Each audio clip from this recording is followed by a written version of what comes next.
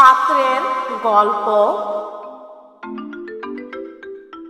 অনেক অনেক দিন আগের কথা। একজন কঠোর পরিশ্রমী চাকর ছিল, নাম ছিল বীরু।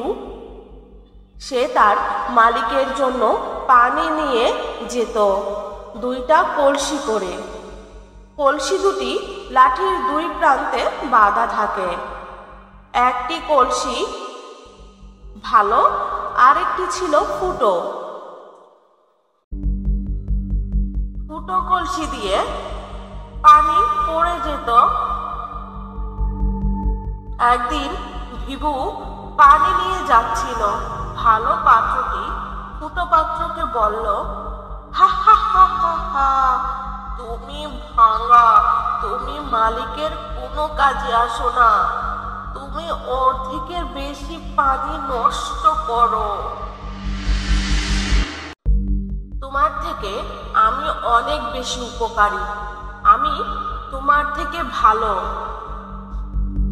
ভালো পাত্রটি সব সময় নিজেকে নিয়ে গর্ব করে।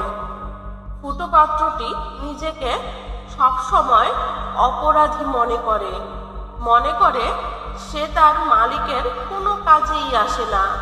সে লজ্জা বোধ করে, কারণ সে ভালো পাত্রটির মতো পানি মালিককে দিতে পারে না।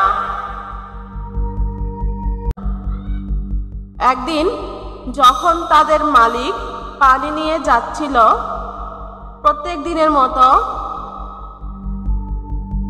ফুটো পাত্রটি বলল,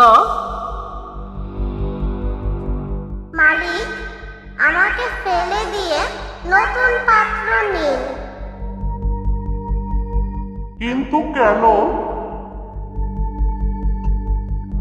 আমি আমার পাত্রে বেশি পানি রাখতে পারি না, ফুটো দিয়ে সব পানি পড়ে যায়। আমি আপনার জন্য বোঝা, আপনার কোনো কাজেই আসতে পারি না। মালিকটি সবই বুঝতে পারল। তুমি নিজেকে নিয়ে খারাপ ভেবো না, ফুলগুলিকে দেখো। পাত্রটি আগ্রহের সঙ্গে ফুলগুলিকে দেখল। মালিক বলল, তুমি কি দেখছো? এই ফুলগুলি শুধু তোমার দিকে, অন্য পাত্রের দিকে নেই। যখন আমি পানি নিয়ে যাই, আমি দেখি পানি এই ফুলগুলোর উপরেই পড়ে। তাই তুমি এই ফুলগুলিকে পানি দাও, অন্য পাত্রটি নয়। আমি এই ফুলগুলি বাজারে বিক্রি করে দেই, এতে অনেক টাকা পাই। যদি তোমার পাত্রটি ফুটো না থাকতো, তাহলে এই ফুলগুলি আমি পেতাম না। তুমি এখন কতটা উপকারী।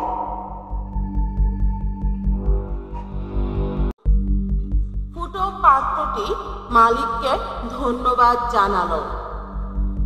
ভালো পাত্রটি তাদের সব কথা শুনছিল। ফুটো পাত্রটির সাথে তার ব্যবহারের জন্য ভালো পাত্রটির খারাপ লাগলো।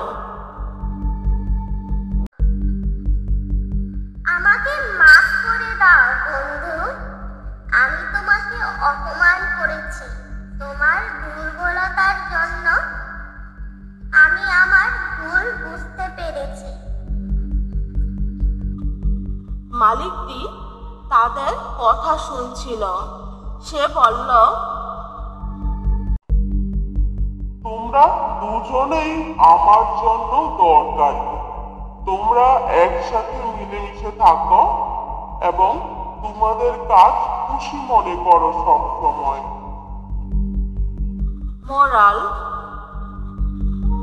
কারো দুর্বলতাকে নিয়ে উপহাস করা উচিত নয়।